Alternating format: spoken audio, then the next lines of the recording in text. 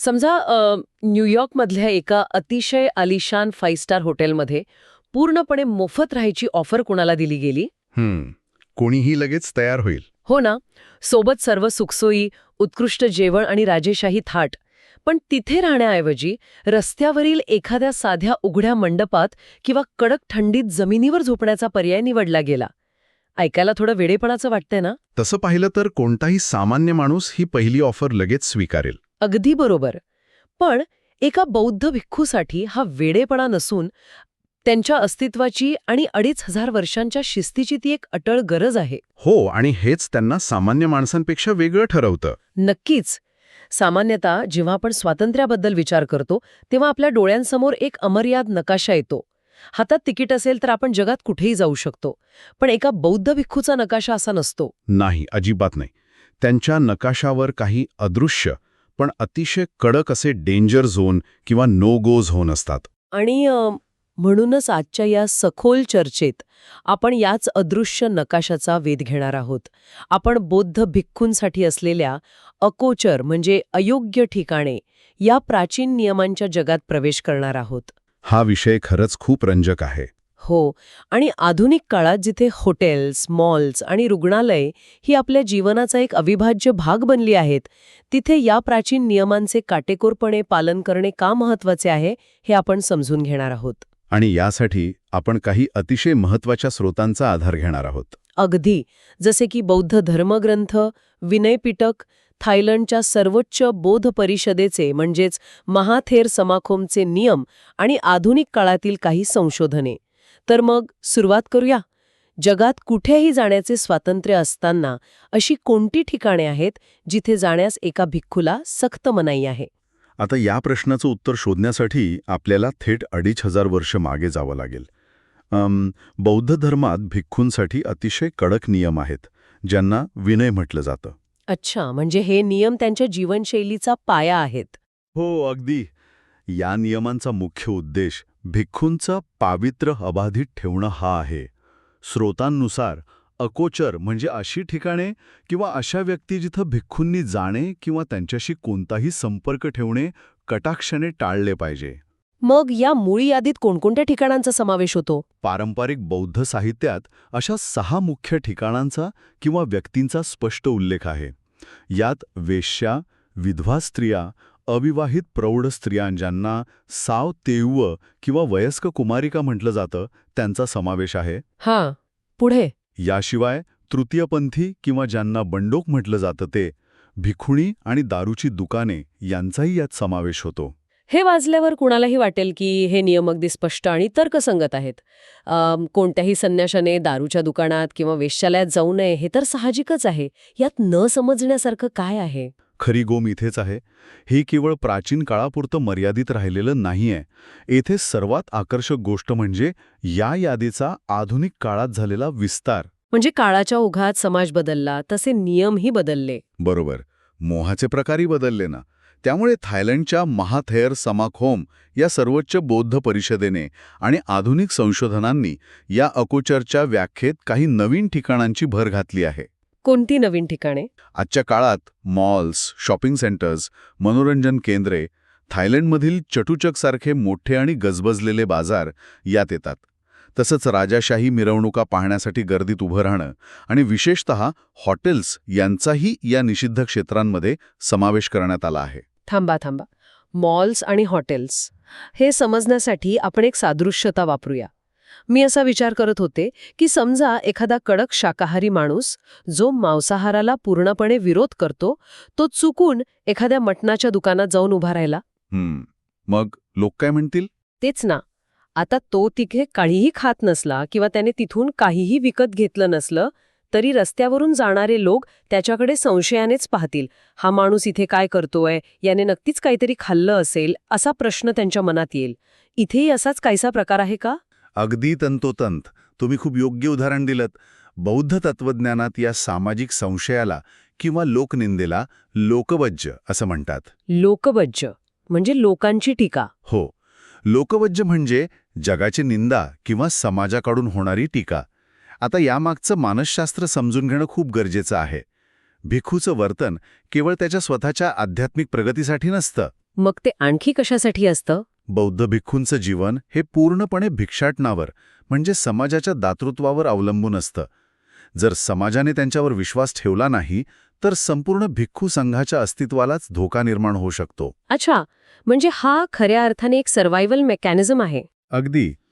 जेव्हा एखादा भिक्खू मॉलमध्ये किंवा हॉटेलात फिरताना दिसतो तेव्हा तो तिथे प्रत्यक्ष काही चुकीचं करत नसला तरी सामान्य लोकांच्या मनात शंका निर्माण होते. साहजिक आहे. समाजाच्या दृष्टीने भिक्खूने ऐहिक सुखांचा त्याग केलेला असतो. बरोबर. त्यामुळे तो जेव्हा अशा भौतिक सुखांच्या केंद्रात दिसतो तेव्हा लोकवज्ज निर्माण होतं आणि लोक टीका करू लागतात. म्हणजे प्रत्यक्ष गुन्हा करण्यापेक्षा संशय निर्माण करणारी परिस्थितीच टाळणं हे जास्त महत्वाचं मानलं गेलंय. आता आपण त्या नियमांकडे वळूया जे ऐकायला खूप तांत्रिक वाटतात, पण त्यामागचा अर्थ खूप सखोल आहे. हो, सांगा ना, कोणता नियम? मला भिक्खूंना इतरांसोबत झोपण्यावर किंवा एकाच छताखाली राहण्यावर असलेल्या कडक नियमांबद्दल विचारायचं आहे. हे नियम नक्की काय आहेत? या विशिष्ट नियमाला सहस्यसेया असं म्हणतात. याचा सरळ अर्थ होतो समान छताखाली झोपणे. हा नियम अतिशय सूक्ष्मपणे विभागलेला आहे. कशा प्रकारे विभागलाय? जर एखादा भिक्खू इतर पुरुषांसोबत किंवा नवशिख्या श्रामणेरांसोबत एकाच छताखाली झोपत असेल तर त्याला जास्तीत जास्त 3 रात्री तिथे राहण्याची परवानगी आहे. इथे मला तुम्हाला थांबवावंसं वाटतंय. फक्त 3 रात्रींचीच परवानगी का? आणि यामागची कथा काय आहे? विनयपिटकानुसार या नियमाची सुरुवात एका विशिष्ट घटनेतून झाली. सुरुवातीला असा कोणताही कडक नियम नव्हता. अच्छा, मग काय झालं? एकदा काही भिक्खू आणि सामान्य लोक एकाच धर्मशाळेत झोपले होते. झोपेत काही भिक्खू घोरत होते, बडबडत होते आणि झोपेच्या घुंगीत त्यांचे कपडेही अस्ताव्यस्त झाले होते. अरे बापरे! मग सकाळी लोकांनी ते पाहिलं असेल? हो ना. सकाळी उठल्यावर सामान्य लोकांनी हे पाहिलं आणि त्यांनी कडाडून टीका केली की हे भिक्खू तर आमच्यासारख्या सामान्य माणसांसारखेच झोपतात, यात कसलं पावित्र्य? लोकांची शंका बरोबरच होती. मग लोकांची ही टीका ऐकून भगवान बुद्धांनी सामान्य माणसांसोबत झोपण्यावर पूर्ण बंदी घातली. पण नंतर एक अतिशय हृदयद्रावक प्रसंग घडला. कोणता प्रसंग? भगवान बुद्धांचा स्वतःचा मुलगा राहुला, जो एक लहान वयाचा नवशिका श्रामणेर होता, त्याला एका रात्री झोपण्यासाठी कुठेही जागा मिळाली नाही. मोठ्या भिक्षूंनी नियमाच्या भीतीने त्याला आपल्या खोलीत झोपू दिलं नाही. अरे रे, मग तो लहानगा राहुला कुठे झोपला? शेवटी तो जाऊन चक्क एका शौचालयात झोपला. जेव्हा बुद्धांना हे समजलं तेव्हा त्यांनी या नियमात थोडी शिथिलता आणली आणि केवळ पुरुषांसोबत किंवा श्रामणेरांसोबत जास्तीत जास्त 3 रात्री झोपण्याची सूट दिली. बापरे, ती राहुलाची कथा खरोखरच विचार करायला लावणारी आहे. पण समजा कोणी 3 रात्रींची मर्यादा ओलांडली आणि 4थी रात्र तिथेच काढली तर शिक्षा काय असते? त्यांना संघातून बाहेर काढलं जातं का? संघातून थेट बाहेर काढलं जात नाही, पण तो एक गंभीर नियमभंग मानला जातो. जर त्याने सलग 4थी रात्र त्याच छताखाली काढली आणि तिथे सूर्य मावळला तर तो पाचित्य नावाचा गुन्हा किंवा पाप ठरतो. पाचित्य म्हणजे काय? पाचित्य म्हणजे असं पाप ज्याची कबुली द्यावी लागते. त्या भिक्खूला इतर भिक्खूंसमोर जाऊन आपल्या चुकीची औपचारिक कबुली द्यावी लागते आणि प्रायश्चित्त घ्यावं लागतं. अच्छा, म्हणजे हे त्यांच्या स्वच्छ आणि पवित्र चारित्र्यावरील एक डाग मानलं जातं. हो, जे ते कधी घडू देऊ इच्छित नाहीत. हे तर पुरुषांबद्दल झालं, पण स्त्रियांच्या बाबतीत हा नियम कसा आहे? तिथे ही 3 रात्रींची सवलत आहे का? अजिबात नाही. स्त्रियांसोबत, ज्यांना बौद्ध साहित्यात मातुकाम म्हटलं जातं, हा नियम पूर्णपणे वेगळा आणि अतिशय कठोर आहे. किती कठोर? स्त्रियांसोबत एकाच छताखाली राहण्याची परवानगी 0 रात्रींची आहे. होय, पूर्णपणे मनाई. सूर्य मावळल्यानंतर एखाद्या मोजमापाच्या छताखाली एखादा भिक्खू आणि स्त्री असली तर तो तात्काळ नियमभंग होतो आणि भिक्खू पाचित्तेचा दोषी ठरतो. बापरे, 0 रात्री म्हणजे अजिबातच सवलत नाही. नाही.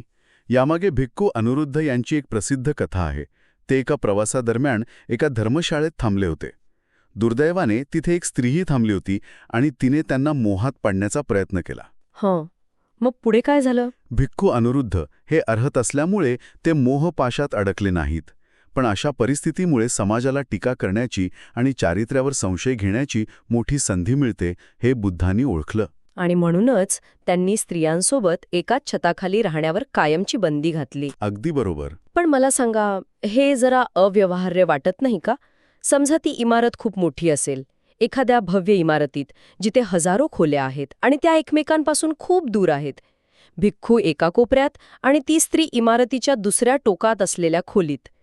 तरीही हा नियम लागू होतो का? जर आपण याचा व्यापक आणि तांत्रिक दृष्टिकोनातून विचार केला तर आपल्याला मंगभंग या वास्तुशास्त्राशी संबंधित नियमाचं स्पष्टीकरण समजून घ्यावं लागेल. मंगभंग हा काय प्रकार आहे? मंग म्हणजे छत आणि बंग म्हणजे भिंती.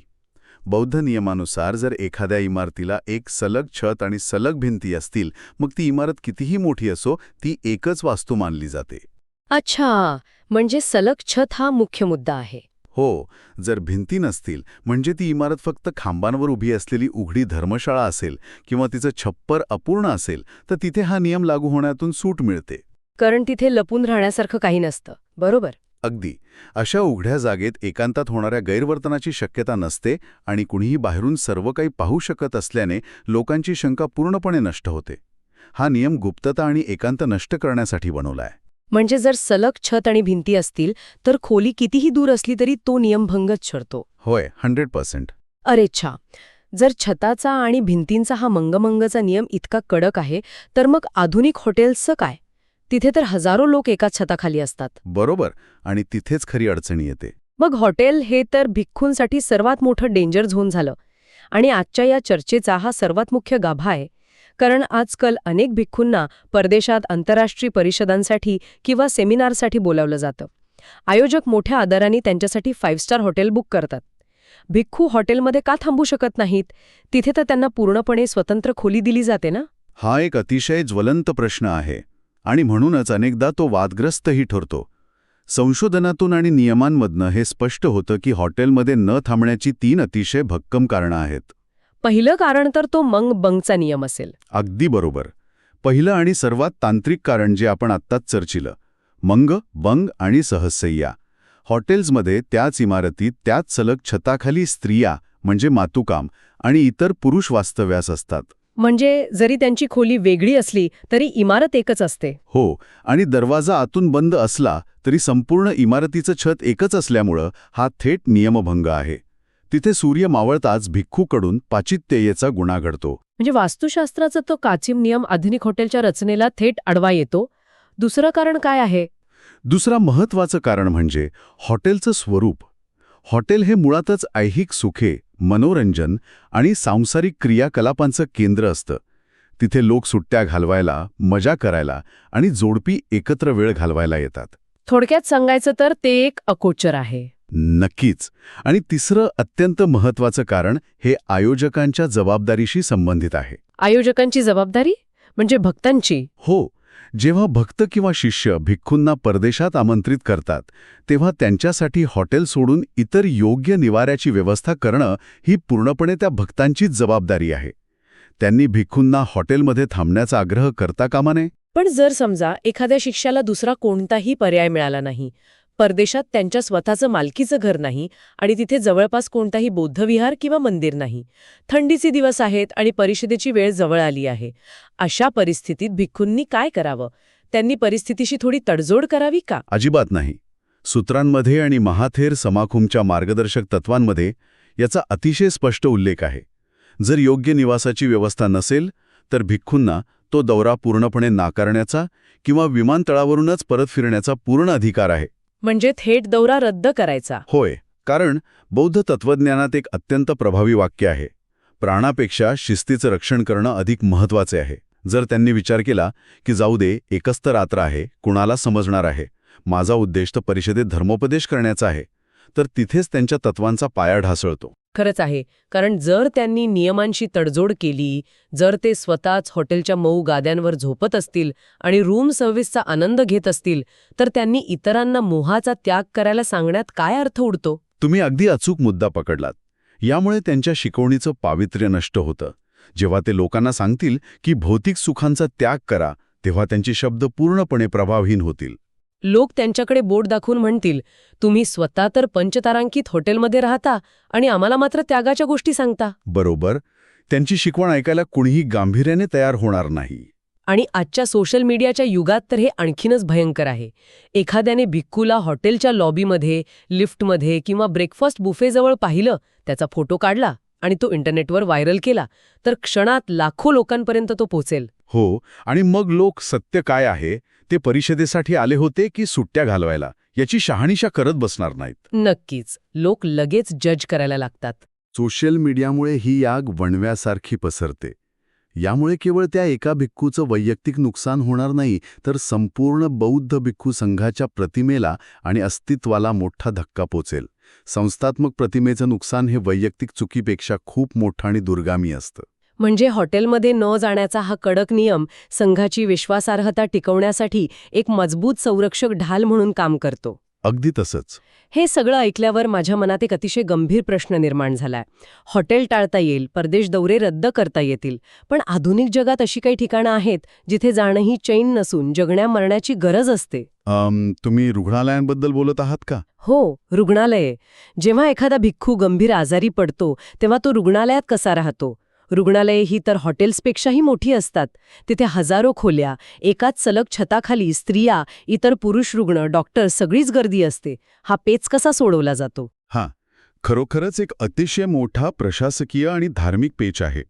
रुग्णालयातील सामान्य वॉर्डमध्ये पुरुषांसोबत 3 पेक्षा जास्त दिवस राहणे म्हणजे पुन्हा सहस्रशय्याचा नियमभंग. आणि तिथे स्त्रियाही असतातच. हो, जर त्याच वॉर्डमध्ये किंवा इमारतीत स्त्रिया असतील तर तो तात्काळ नियमभंग ठरतो. भूतकाळात अनेकदा असं घडलं आहे की अत्यंत कडक नियम पाळणाऱ्या वरिष्ठ भिक्खूंनी रुग्णालयात दाखल होण्यासच नकार दिला आहे. अरे बापरे, स्वतःच्या उपचारांना नकार? हो, प्राण गेला तरी बेहत्तर. पण तिथे गेल्यावर आपल्याकडून नकळतपणे पापात भर पडेल आणि विनयाचा भंग होईल अशी त्यांना भीती वाटते. हे तर खरोखरच त्यांच्या जीवावर बेतू शकतं. मग यावर आधुनिक वैद्यकीय व्यवस्थेने आणि बौद्ध प्रशासनाने मिळून काय उपाय शोधला आहे? याच कारणामुळे आधुनिक रुग्णालयांमध्ये, विशेषतः थायलंडसारख्या देशांमध्ये, भिक्खूंसाठी विशेष संघ वॉर्ड किंवा मंक वॉर्ड असणं अत्यंत आवश्यक मानले जाते. अच्छा, म्हणजे त्यांच्यासाठी वेगळी व्यवस्था असते. हो, हे वॉर्ड अतिशय काळजीपूर्वक डिझाईन केलेले असतात, जिथे भिक्खू इतर सांसारिक रुग्णांपासून पूर्णपणे वेगळे राहू शकतील. तिथे स्त्रियांचा वावर मर्यादित असतो किंवा नसतोच. म्हणजे मंगबंग नियमाचं उल्लंघन होत नाही. अगदी बरोबर. त्यांची रचना अशी असते की ज्यामुळे मंगबंग किंवा सहससय्या नियमांचे उल्लंघन होणार नाही. यामुळे भिक्खू आपल्या आजारावर वैद्यकीय उपचार तर घेऊ शकतातच, पण सोबतच आपले पावित्र्य आणि विनय नियमांचेही समाधानकारक पालन करू शकतात. हे खूपच विचारपूर्वक केलंय, पण मला इथे अजून एक शंका आहे. उपचाराच्या वेळी स्पर्श तर होणारच ना, आणि बहुतांश परिचारिका किंवा नर्सेस या स्त्रिया असतात.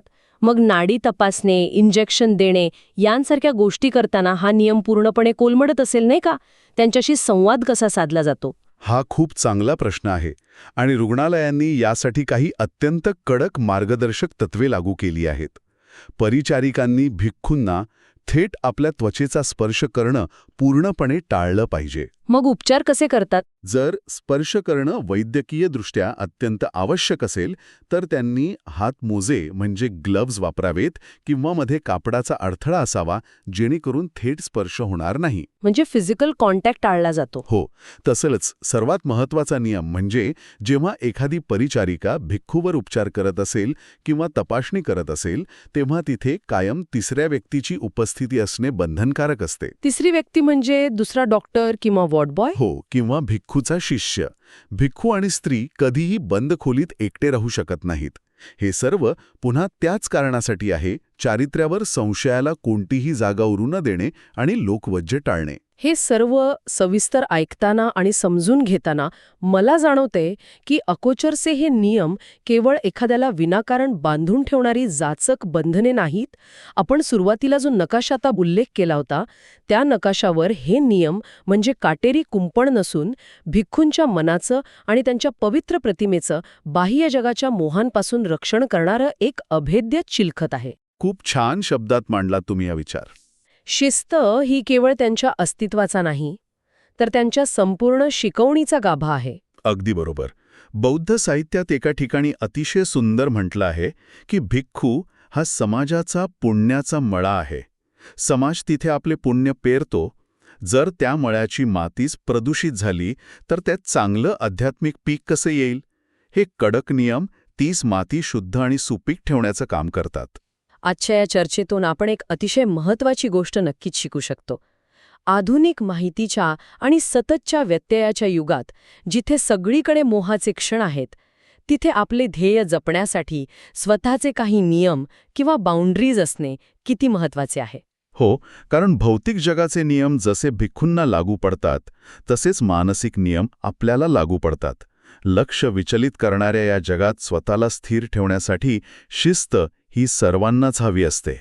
आणि यावरूनच मला एक अत्यंत महत्त्वाचा विचार मांडायचा आहे, ज्यावर आपल्या प्रत्येक श्रोत्याने नक्की विचार करावा.